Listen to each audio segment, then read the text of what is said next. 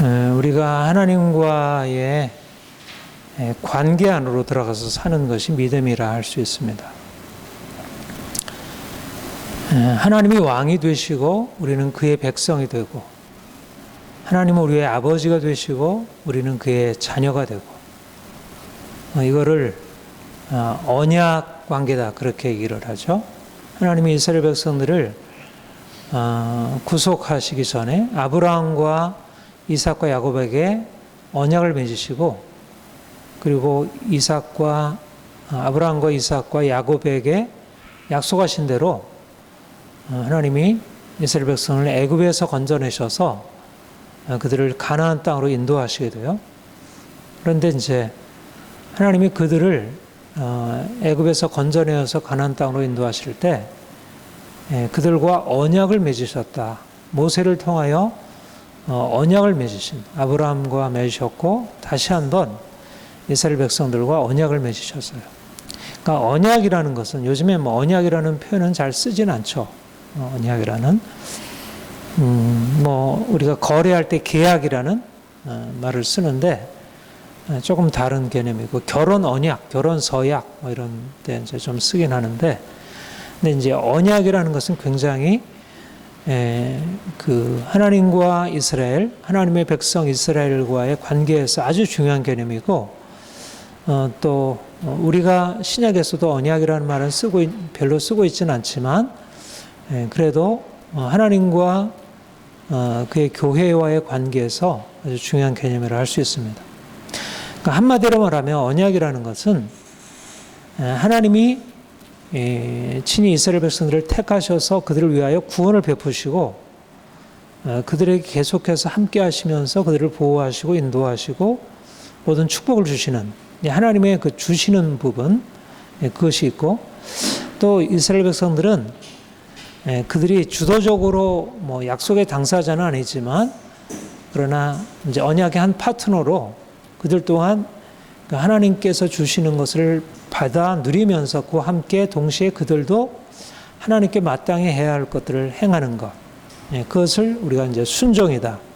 그러니까 하나님은 이스라엘 백성들을 위해서 놀라운 구원의 은혜를 베푸시고, 이스라엘 백성들은 그 하나님의 은혜를 받아서 순종하여 하나님을 기쁘시게 하고, 또 그러면 하나님이 약속하신 대로 또 복을 주시고, 이게 이제 쌍방간의 언약 관계로 말할 수 있습니다.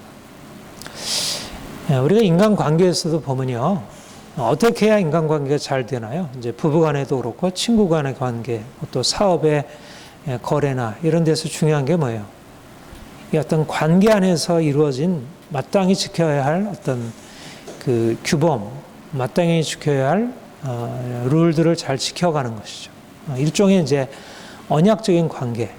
그러니까 나는 상대방에 대해서 호의를 가지고 대하고, 상대방을 위해서 최선을 다해서 나의 진심을 향해서 베풀고, 또 상대방이 나에 대해서도 동일하게 그렇게 할 것을 기대하고, 그러니까 부모가 자녀들에게 일방적으로 주는 것 같지만 또 자녀들이 부모에게 마땅히 해줄 것을 기대하는 마음이 있고, 그게 굉장히 건강하잖아요. 내가 조건적으로 아이와의 관계에서 내가 이렇게 했으니까 너희도 이렇게 해야 되라는 그런 조건적인 계약 관계는 아니지만, 그래도 기본적으로 사랑의 관계라는 것은 내가 무엇을 행하면 상대방으로부터 오는 피드백, 이 피드백이 참 중요하죠. 그런 피드백을 기대하고 그런 것이 잘 이루어지는 것. 그러니까 하나님과의 관계에서 우리가 믿음으로 산다는 것은 하나님과의 관계 안으로 들어가는 건데, 하나님과의 인격적인 관계에서 우리가 하나님이 우리를 위해서 행하시는 것은 별로 문제가 없어요. 별로 문제가 없는 게 아니라 문제가 없죠. 그건 너무 완벽하셔요. 근데 문제는 언약의 당사자인, 파트너인 우리 편에서 그분에게 합당한 어떻든 해야 할 것을 해야 되는데 그 제대로 잘 못하는 거예요. 그거를 이제 그 언약의 관계 안에서 제대로 잘하는 것을 신실함이다, 그렇게 얘기해요. 신실함, peaceful. 하나님은 신실하시다. 근데 우리 편에서 신실함이 부족한 거죠. 그러니까 우리가 하나님과의 관계를 잘 해나간다는 것은 결국 하나님께서 나에게 주시는 것에 합당한 반응을 보이는 것. 그런데 이제 우리가 하나님께 합당한 반응을 보여야 할 이렇게 무엇이 있을까? 하나님이 우리에게 주시는 것이 이제 두 가지가 있는데, 하나는 은혜를 베푸셔서 우리에게 주시는 것이 있고, 일방적으로 베푸시는 것이 있고, 또 하나는 요구하는 게 있어요. 하나는 우리가 뭔가를 해야 할 것이기보다는 그가 나를 위해서 해주는 걸 내가 받는 쪽이에요. 테이커가 되는 것이고, 하나는 받긴 받는데 내가 해야 할 것을 받아요. 너 이렇게 해. 이런 걸 받아요. 하나님 편에서 우리에게 다가오시는 방식이 두 가지예요. 사랑도 주시고, 여러 가지 고통에서 건져주시고, 그러면서, 나는 너에게 이런 뜻이 있으니까 내 뜻대로 해. 이제, 이거를 받아들이고, 그거를 따라야 할 때, 이제 따르는 것이죠. 그러니까 다시 말하면 두 가지가 있어요. 하나님이 우리와의 언약적인 관계를 맺으실 때, 하나는 은혜 베푸시는 것이고, 우리 편에서는 믿음이라는, 내가 너한테 이런 거를 주려고 하니까 어떻게 하겠어? 네, 좋아요. 내가 받아들일게요. 그러니까 하나님이 주시려는 것에 대해서 마음을 열고, 나 필요 없어요. 싫어요. 이게 아니라, 난 정말 너무 필요해요. 그거 주세요. 라는 믿음의 태도. 또 하나는 이것을 해야 한다는 어떤 하나님의 명령, 하나님의 계명, 하나님의 요구에 대해서 네, 알겠습니다. 하겠습니다. 순종하는 거, 복종하는 거. 이 두 가지. 그러니까 어떤 게 더 어려울까요? 어떤 게 쉽고 어려운 게 어떤 게 어렵죠? 믿음이 그래도 쉽고 순종보다 더 어렵죠. 그런데 이제 하나님과의 관계에 있어서 처음에는 믿음으로 시작해요. 이거는 부모와 자녀의 관계와 너무 유사해요. 부모가 자녀들에게 이거 해 저거 해 이렇게부터 시작 안 하잖아요. 처음에 젖 주고 밥 주고 뭐 놀아주고 여러 가지 이제 아이가 원하는 것을 채워주는 게 부모의 역할이죠. 근데 그냥 아이가 원하는 것만 다 채워주는 게 아니라 그다음부터 이제 조금 1살, 2살 먹으면 얘가 이거 하지 말아야 되고 이거 해야 되라고 하는 요구사항이 생기고 아이가 그걸 잘 따라야 부모에게 무조건적으로 받는 게 아니고 그것을 잘 따르면 아이가 칭찬받고 사랑받고 자기 원하는 거 채우는데 잘 따르지 않고 자기 고집대로 하고 말썽 피우고 하면 원하는 거 안 주고 오히려 뺏고 그러니까 말하자면 아이와의 부모의 관계에서도 가장 중요한 것은 그 베푸는 은혜에 대해서 잘 받아들이는 거 믿음의 자세이고 또 부모가 요구하는 것에 대해서 잘 따르는 순종의 자세. 그러니까 부모와의 관계에 있어서 아이가 엄마 아빠에 대해서 믿고 순종하는 것은 기본적으로 부모로부터 잘 받아들이고 건강하게 성장할 수 있는 비결이에요. 똑같은 것입니다. 이게 이제 하나님이 인간을 하나님의 형상대로 창조하셨을 때 그런 하나님이 행하시는 것과 유사한 것을. 그러니까 우리는 이미 하나님을 만나기 전에 우리 인간관계의 경험 속에서 하나님이 누구신지를 간접적으로 이미 알고 있는 거예요. 그러니까 믿음의 길이라고 하는 것은 너무나 놀라운 계시적인 경험이긴 하지만 사실 이미 우리가 자연적인 성장 과정 속에서 하나님이 누구신지, 하나님이 우리를 위해서 원하시는 것이 무엇인지, 우리가 어떻게 할 것인지를 자연적인 우리 본성이 알고 있어요. 아이가 엄마 아빠를 믿고 순종하는 것은 본성으로 알고 있잖아요. 그게 사는 길이라는 걸.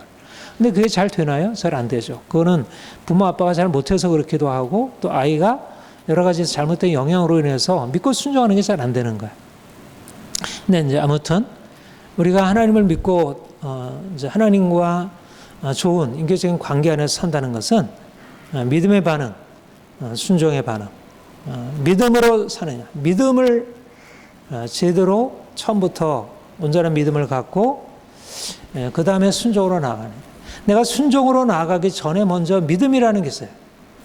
내가 엄마 아빠를 순종하려면 엄마 아빠에 대한 믿음, 신뢰, 의지하는 마음이 있어야 되죠. 그렇죠?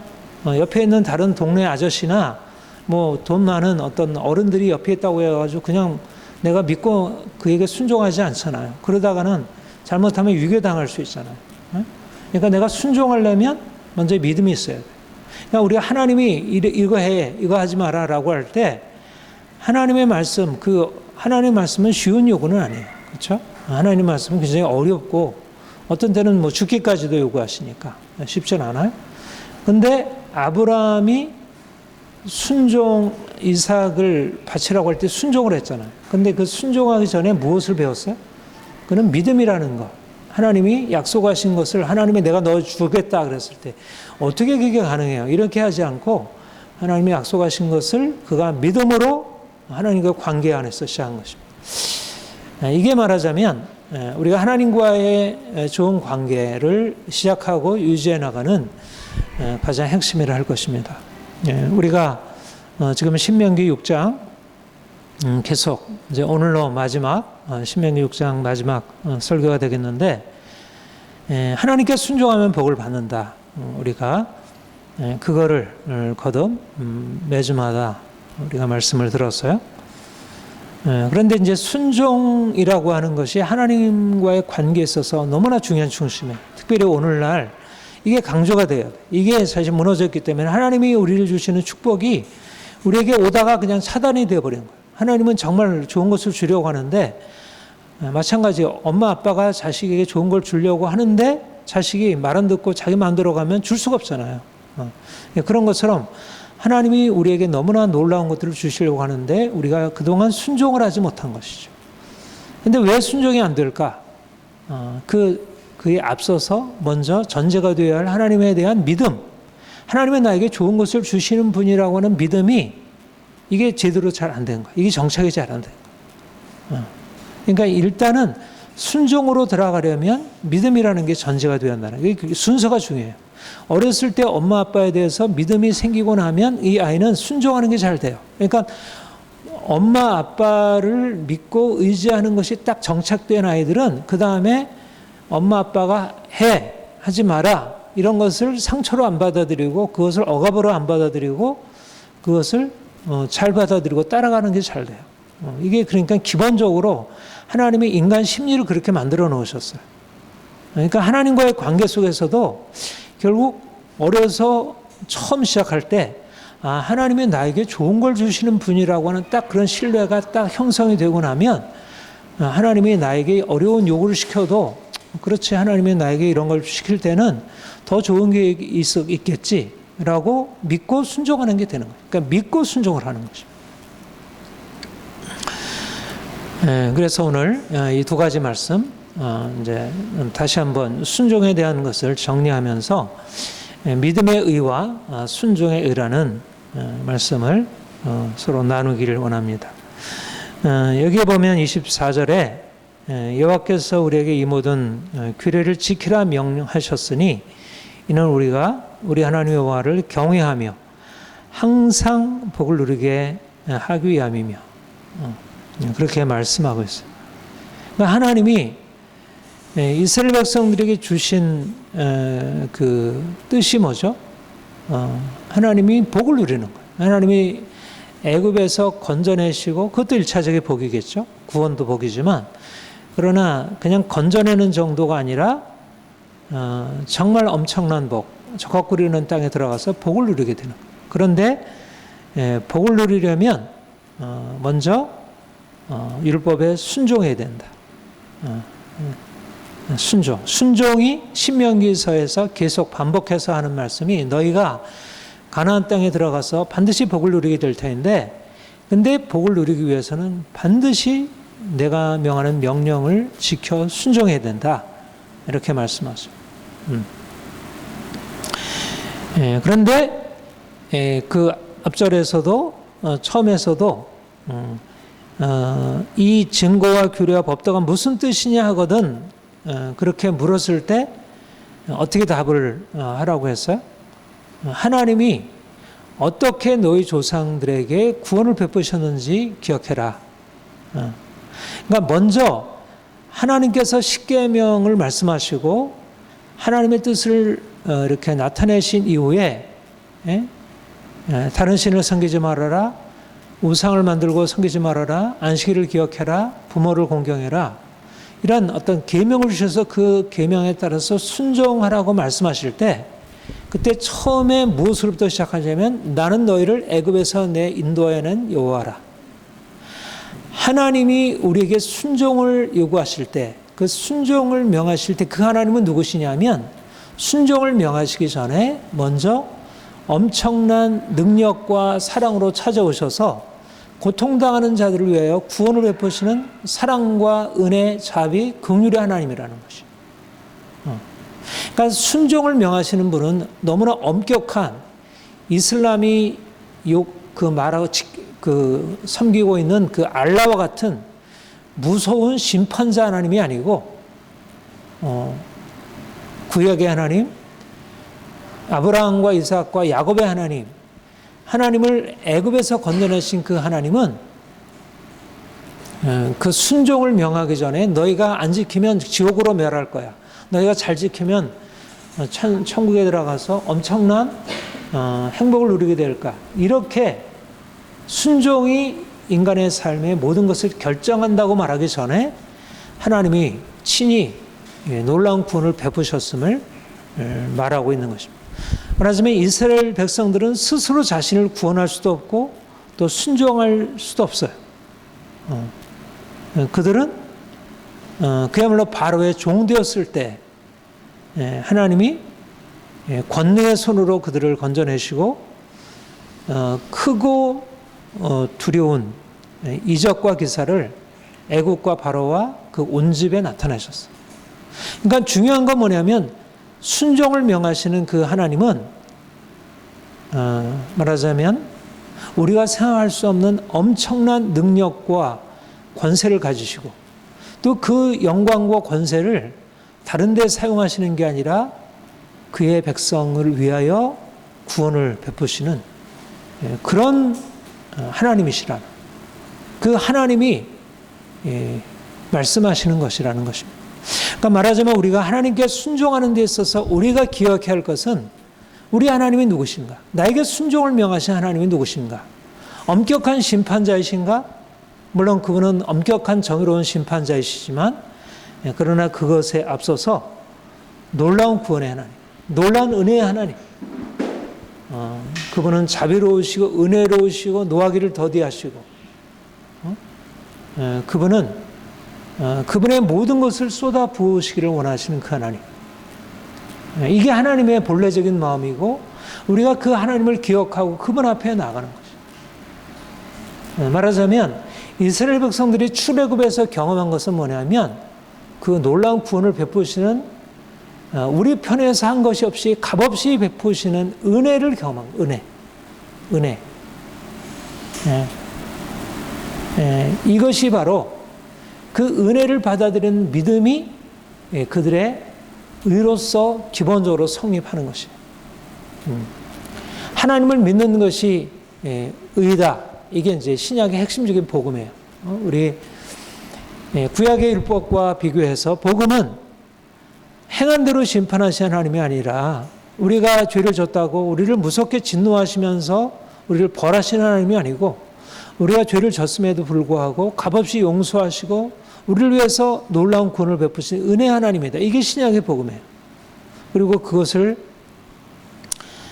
아브라함의 믿음을 인용을 하죠. 아브라함이 이것을 믿음에 하나님이 내가 너의 자손을 하늘의 별들과 같이 많게 하리라 그렇게 말씀했을 때 아브라함이 그 말씀을 듣고 하나님이 우리를 위해서 값없이 은혜를 베푸시는 분이구나. 내가 무엇을 행한 것에 대해서 하나님이 우리를 갚아주시는 게 아니라 내가 아무것도 행한 것이 없이 하나님 앞에 아무것도 내어놓을 것이 없는 존재로서 그냥 어린아이가 엄마의 사랑을 그냥 받아들이듯이 그런 하나님이시구나 하는 것을 아브라함이 경험했고 그리고 이스라엘 백성들이 그 애굽의 종살이에서 고통당하며 신음하고 있을 때 하나님이 그들에게 나타내신 것은 그 은혜 하나님이었다는 거죠. 그러니까 광야에서 모진 훈련의 과정을 거쳐가지고 그들이 하나님 말씀에 불순종했을 때 심판하시고 징계하시고 그래서 순종을 가르치신 하나님이시지만 그러나 광야의 심판 이전에 광야의 징계 이전에 출애굽의 놀라운 기적적인 구원을 베푸신 하나님. 그러니까 우리가 하나님 앞에 나갈 때마다 우리가 죄악을 두려워하는 것, 죄에 대해서 하나님의 심판을 두려워하는 것. 우리가 요즘 잠언 말씀에 보면 하나님은 굉장히 그 빈틈없은 정의를 가지시고 오늘 하신 말씀도 악을 미워하시는 하나님, 우리로 악을 미워하게 하신 하나님. 그러니까 우리가 하나님을 알아갈수록 우리가 정의롭고 옳은 것을 추구하도록 우리를 이끌어 가시는 그 하나님을 우리가 알게 되지만 그러나 그 하나님은 헤세드, 사랑과 자비와 긍휼의 하나님. 그래서 우리는 비록 또 불순종하고 또 넘어지고 또 실패하고 우리가 거기서부터 벗어날 수 없는 우리가 죄인임을 인정하지만 아브라함이 믿음으로 말미암아 의로 여기심을 받고 믿음으로 말미암아 그가 축복을 받게 되었듯이 우리도 하나님 앞에 믿음으로 나가는 것입니다. 항상 우리는 하나님은 우리를 위하여 좋은 것을 베푸시는 분, 우리를 위해서 축복하시기를 기뻐하시는 분, 우리가 비록 잘못했다 할지라도 우리가 비록 죄인일지라도 그가 우리를 위해서 값없이 받아주시는 분이라는 사실을 믿음으로 인정하고 그분 앞에 빈손 들고 천부의 의지 없어서 손 들고 옵니다. 은혜의 보좌 앞에 담대히 나아가 그 은혜를 받아들이는 것입니다. 이게 바로 믿음으로 말미암는 의, 믿음으로 말미암는 의롭 여기심을 받은 믿음으로 말미암는 복의 경험이고 우리가 날마다 믿음을 사용해서 하나님이 우리를 의로 여기시고 우리에게 그 은혜를 베푸시는 것을 우리가 경험해야 할 것입니다. 두 번째로 오늘 본문에 말씀하는 대로 본문이 강조하는 것은 순종에 관한 말씀이에요. 그런데 여기 보면 하나님이 이스라엘 백성들을 애굽에서 건져내어서 이제 광야 길을 행하게 하실 때 거듭거듭 그들에게 말씀하신 것은 뭐냐면 본문 20절에도 우리 조상들에게 맹세하신 땅을 우리에게 주어 들어가게 하시려. 그러니까 하나님의 목적은 조상들에게 맹세하신 땅을 들어보내는 것이에요. 그러니까 하나님이 이스라엘 백성들을 애굽에서 건져내어서 가나안 땅에 들어가 그 땅의 복을 누리게 하는 것, 이게 하나님의 뜻이었는데 근데 그 기본적인 출발점은 하나님의 베푸신 은혜를 믿음으로 받아들이고 이제 그 은혜 안에서 기뻐하는 것이 시작이지만 그런데 그 가나안 땅에 들어가기 위해서 그 약속하신 땅에 들어가기 위해서는 반드시 율법에 순종해야 한다는 것을 말씀하시는 거죠.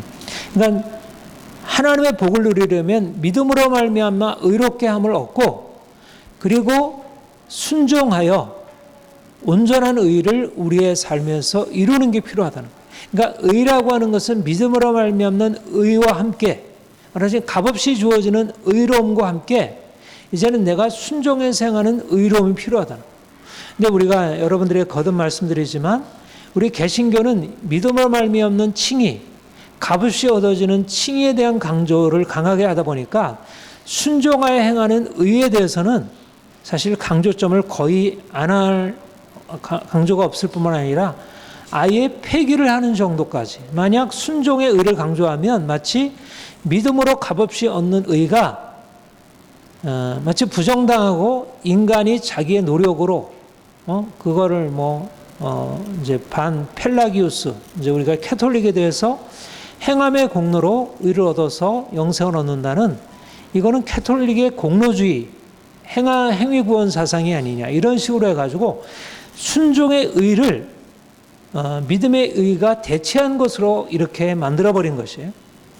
그런데 사실상 구약이나 신약이나 하나님께서 믿음으로 시작해서 값없이 주어진 의가 우리가 기꺼이 순종하는 우리의 믿음의 반응을 통해서 온전케 되는 것은 구약에도 그렇지만 신약에도 동일한 거예요. 그런데 사실 이신칭의가 강조되면서 상대적으로 이 순종하는 의가 약화된 것 이것이 사실 개신교 신앙의 굉장히 취약점이다 할 수 있어요. 제가 요즘에 그 산둥수용소 있는데 그 맨 뒷부분에 보면 그 얘기가 나와요. 선교사 개신교 선교사들과 가톨릭 사제들의 그 두 유형들을 비교하는데 개신교 선교사들은 굉장히 하나님께 대한 어떤 이 특심, 열심, 구원의 확신, 굉장히 그 조금도 타협이 없는 그 철저한 이런 건 있는데 굉장히 독선적이고 도덕적이지 않아. 굉장히 이기적이고 자기중심적이고 사람들에 대해서 무시하고. 근데 캐톨릭 그 사제들은 굉장히 나이스, 이렇게 친절하고 배려할 줄 알고 관여하고 따뜻하고. 그 저자는 캐톨릭 사람이 아니거든요. 철저하게 개신교, 나중에 개신교 목사가 되었고 교수가 된 사람인데 이분이 볼 때 캐톨릭 신앙은 굉장히 인간적으로 볼 때는 아주 높은 인격성을 드러내주고, 개신교 선교사들이면 가장 사실 영적으로 신앙적으로 앞서 있는 사람들이잖아요. 근데 그렇지 못하다. 오히려 반대의 모습을 보여줍니다. 근데 왜 그러냐면, 저도 이제 조지신학 교수로 조지신학을 가르치다 보면, 한편으로 칭의에 대해서 가르치면 성화가 약하고 또 성화가 안 된다는 쪽이기 때문에 순종을 적극적으로 해나가려고 하는 그 강조점이 약한 것이다, 이런 생각을 하게 됩니다. 아무튼 우리가 여러분들이 신학을 잘 모르니까 그런가 보다 이렇게 생각을 할 수 있겠죠. 아무튼 여러분들도 순종에 대한 설교들을 그렇게 많이 듣지 못한 것이 사실일 것입니다. 근데 하나님의 뜻은 뭐냐면, 우리가 원래 불순종해서 하나님의 심판 아래에 있다가 의롭다움을 받죠. 죄를 회개하고 용서받아서 시작을 한 거예요. 그런데 단지 용서받아서 의롭게 되는 것만이 아니고 실질적으로 불순종해서 순종으로 바뀌어지는 것. 이게 구원의 핵심이에요. 이걸 이제 성화의 구원이라 얘기를 하죠. 그러니까 우리가 의롭다움을 받는 이 칭의의 구원과 함께 실질적으로 하나님의 뜻에 따라서 순종하는, 전에는 불순종의 자녀였는데 이제는 순종의 자녀로 바뀌는 것. 이 본문의 25절, 이 모든 명령을 우리 하나님 여호와 앞에서 삼가 지키면 그것이 곧 우리의 의로움이라. 의로움. 그러니까 이건 신약에서의 말씀과 직접적으로 부딪히는 것 같아 보여요. 신약에서는 믿음의 의를 얘기하는데 여기는 순종의 의를 얘기하기 때문에 이건 구약의 율법은 우리에게 행함의 의롭다움을 받고, 신약은 믿음으로 의롭다움 받는구나, 이런 식으로 생각하는 사람들이 굉장히 많아요. 그리고 신학자들도 거의 이와 유사하게 생각하는 사람들이 우리 장로교 신앙 안에서도 굉장히 많고, 그런데 하나님의 뜻은, 우리 로마서 6장이 이것을 명백하게 얘기를 하는데, 하나님의 뜻은 의롭다함을 받는 것과 함께 하나님의 은혜가 우리를 의롭게 만드시기도 하는 거예요. 이건 칼빈도 얘기한 거예요. 하나님의 은혜는 우리를 의롭다 하신 은혜와 함께 우리를 의롭게 만드신다. 이게 신약의 복음의 중요한 특성이에요. 그러니까 간단하게 여러분들에게 다시 그 부분을 얘기를 하자면, 구약에는 원래 이스라엘 백성들이 이렇게 순종하면 너희가 복을 받고 이제 하나님의 약속하신 축복 안에 들어가게 될 것이다, 이런 말씀했는데, 근데 이스라엘 백성들의 경우에 어떻게 됐었나요? 역사적으로 보면 이 약속이 잘 이루어졌나요? 이루어지지 않았나요? 이루어지지 못했죠.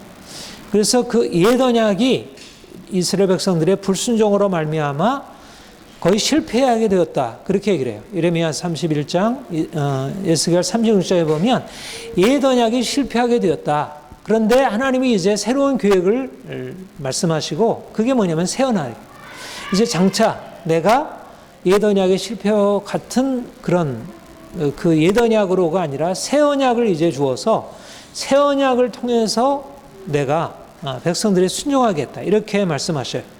그리고 실제적으로 예수님이 이 땅에 오셔서 십자가에 죽으시고 부활하시고 성령 보내셔서 사람들을 의롭다 하시고, 의롭다 하신 그들의 삶에 역사하셔서 그들의 마음을 거듭나게 하사 새로운 영혼, 하나님의 말씀에 순종하는 영으로 바꿔놓으신 거예요. 이게 로마서 6장의 교훈이에요.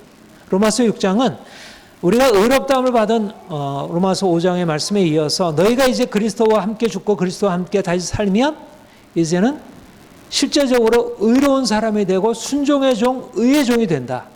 그러니까 말하자면 의롭다함을 받는 것만이 아니라 이 본문의 말씀처럼 율법에 순종하여 의를 행하여 하나님이 실질적으로 그를 의롭게 하시는 그 은혜가 하나님의 자녀들에게 주어진다는 것입니다. 로마서 6장 16, 18절에 보면 혹은 죄의 종으로 사망에 이르고 혹은 순종의 종으로 의에 이르느니라. 하나님께 감사리로다. 너희가 본래 죄의 종이더니 너희에게 전해준 바 교훈의 본을 마음으로 순종하여 죄에게로부터 해방되어 의의 종이 되었느니라. 그러니까 신약은 인간이 불순종해서 안 되니까 이제는 값없이 용서하는 은혜가 있고, 구약처럼 그렇게 어렵게 순종해야 한다고 그렇게 말하지 않아. 이게 아니라는 것입니다. 그렇게 의롭다함을 얻은 자들에게 주의 성령께서 오셔서 우리의 마음 안에 있는 옛사람을 십자가에 못 박아버리고, 그래서 죄의 종으로 살던 우리가 이제는 십자가에 못 박혀 죽고 이제는 그리스도와 연합한 새 사람으로 거듭나게 될 때 우리는 더 이상 죄의 종이 아니라 순종의 종으로, 죄의 종에서 해방되어 순종의 종으로 바뀌게 된다는, 이게 은혜라는 거예요. 은혜는 우리를 용서하는 은혜와 함께 우리를 실제적으로 의롭게 만드신 은혜, 거룩하게 하신 은혜, 이 은혜가 있다는 것이죠. 캐톨릭은 사실은 그런 은혜를 얘기를 하고 그런 은혜를 붙들고 있어요. 그런데 개신교는 우리를 의롭다 하신 은혜 쪽으로 강조점을 놓다 보니까 칼빈도 의롭게 하신 은혜도 얘기를 했는데, 이 강조점은 한 이쪽은 8이고 이쪽은 한 2밖에 안 되니까 이 8이 압도해가지고 성도들한테는 의롭게 하신 은혜 쪽은 거의 전달이 안 된 거예요. 그리고 의롭게 하는데 노력하다 그래 안 되지. 그래서 바울도 오라 공고한 사람이라 그랬는데 우리 같은 죄인이 어떻게 하겠어. 이런 식으로 또 다시 도망가고 그냥 변명하고 머물게 되고. 우리가 다시 붙들 것은 뭐냐면, 적어도 신명기에서 말씀이 이스라엘 백성들에게는 온전히 성취되지 못했지만 우리 그리스도인들에게 있어서는 이 은혜가 우리에게 이미 주어져 있다는 것입니다. 그래서 이게 우리는 하나님의 우리가 아들들, 아브라함과 함께 믿음으로 알며 하나님의 아들들이 되었고 아브라함과 함께 의롭다함을 받은 자가 되었는데, 이제는 아브라함은 믿음으로 의롭다함을 받은 자이기도 하고 순종하여 복을 누리기도 한 자이잖아요. 나중에 보면 처음에 믿음으로 의롭다함 받았고 그 다음에 나중에 그는 순종하여 그가 믿음을 지켜서 아들도 얻었고, 그리고 그 아들을 또 하나님께 순종하여 드림으로 하나님께 주시는 복을 약속받았고, 우리가 지난번에도 말씀했지만 창세기 18장 19절 내가 그로 그 자식과 권세에 명하여 여호와의 도를 지켜 의, 체데카와 공도, 미시파트, 정의를 행하게 하려고 그를 택하였나니, 하나님은 아브라함을 향하여 이런 뜻을 가지고 택하신 거예요. 그러니까 아브라함이 믿음으로 의롭다함을 받는 것만 하나님의 뜻이 아니고 아브라함이 믿음으로 복을 받고 그가 어떤 사람? 미시파트 쯔데카의 사람, 의와 공의의 사람, 정의의 사람으로 그를 바꾸기 위해서, 그리고 아브라함의 자손 이스라엘 백성들에게 그것을 말씀하시기 위해서 율법을 명하신 거예요. 그러니까 율법을 그대로 지켜 행하면 그들의 삶에 아브라함의 약속하신 열방의 축복의 통로가 되는 복이 주어지는 것이죠. 이스라엘 백성들이 지금도 온전한 의미에서 하나님을 제대로 믿고 있지 않지만 그래도 열방의 축복의 통로가 되고 있음을 보잖아요. 그게 어디냐면 바로 율법에 순종하는 의와 정의의 사람들이 되었기 때문이라 할 것이면, 하나님이 우리를 이제 하나님과의 언약 관계로 놓으시고 하나님 앞에서 온전하게 믿음으로 반응하는 사람들을 만드시려. 그게 2가지라 그랬어요. 믿음과 순종. 온전한 믿음과 온전한 순종으로 하나님 앞에 서야 한다. 믿음이라는 건 뭐예요? 믿음은 내가 아니라는 거예요. 나는 할 수 없다. 믿음은 철저한 낮아짐이에요. 내가 대단하다고 생각하고 내가 뭐 할 수 있다고 생각하고, 어렸을 땐 믿음으로 나가다가 조금 이제 머리가 크고 뭔가 이러저러 하게 되면 내가 하겠어요. 내가 할래요. 독립적인 게 좋은 것 같지만 사실 하나님 앞에서의 독립성은 그렇게 긍정적이지만 않아요. 하나님 앞에서 나는 못해요가 사실은 모태 신앙이 문제 있지만 못해요는 굉장히 중요한 거예요. 못해요는 그 자세가 기본적으로 있어야 돼요. 하나님 앞에 내가 다 할래요. 이거는 부모와 관계 속에서는 그런 내가 할래요가 맞을 수 있지만 하나님 앞에서는 하나님 나는 못해요. 하나님의 은혜가 필요해요. 나는 아무것도 아니에요. 그런 겸손함이, 그래서 오늘날 사람들이 이 믿음으로 들어가는 게 쉽지가 않아요. 왜냐하면 내가 다 스스로 하는 것에 너무 익숙해 있고 그걸 안 하면 안 된다고 생각하니까. 그리고 이러저러한 나의 연약함에 있어서도 낙심하지 않냐고 하나님이 나에게 주신다는 확신을 가지고 붙드는 거예요. 그러니까 사실상 이 믿음이 시작이 쉬운 것 같아도 유지하기 쉽잖아요. 오히려 나중에는 순종이 더 쉬워 보여요. 내가 하나님 앞에 어린아이처럼 하나님 나에게 주세요 라는 이 어린아이, 전형적으로 둘 다 어린아이지만 믿음은 훨씬 더 어린아이거든요. 아무것도 못하는 완전히 영아 수준이니까 우리가 영아 수준을 유지해 나가야 되는 거예요. 하나님과의 관계 속에서.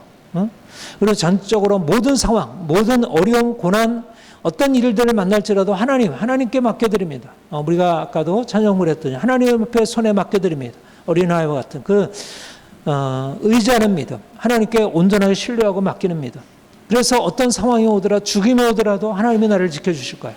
병이 오더라도, 사람들이 어떻게 돼도 하나님께 온전하게 맡겨드리는. 그 다음에 이제 순종. 온전한 순종은 뭐예요? 이것도 역시 깨어짐이에요. 그러니까 둘 다 십자가의 죽음이에요. 그러니까 믿음도 죽음이고 순종도 죽음이에요. 그래서 어려워. 내가 이제까지 내 고집대로 내 뜻대로 행하던 거 내려놓고 하나님의 뜻대로 따라가는 거예요. 이게 쉬운 거예요? 어린 아이들도 쉽지 않잖아요. 믿음도 쉽지 않고 순종도 쉽지 않아요. 더군다나 이 순종은 오늘날의 시대 가운데 너무 어려운 것이 되었다고 했어요. 마찬가지로 우리가 이 시대 가운데 살면서 온전히 하나님께 순종한다는 것은 진짜 우리 안에 있는 오랜 고집, 이 이것이 날마다 십자가에 깨어져야 돼요. 여러 가지 삶의 고난을 통해서 하나님이 우리를 다뤄오셨고 또 지금도 계속해서 말씀하시고 있어요. 그리고 이제 적극적으로 내가 깨어지고 낮아지는 것뿐만 아니라 하나님이 우리에게 말씀하실 때 아멘하고 즉각적으로 아브라함처럼 순종하는 것을 자꾸 연습해야 합니다. 율법을 듣고 삼가 지키는 것, 듣는 것, 계속 듣는 것, 또 삼가 마음에 새기고 그거 지키는 것, 또 구체적인 삶의 상황에서 결단하는 것. 우리가 옛사람으로 살아갈 때 우리의 자아가 굉장히 강해있을 때는 순종이 굉장히 고역이고 힘들고 너무 자기를 억압하는 것처럼 여겨져요. 근데 점점 하나님과 이게 어떻든 뭔가 주파수가 맞으면서 순종이 기쁨이 돼요.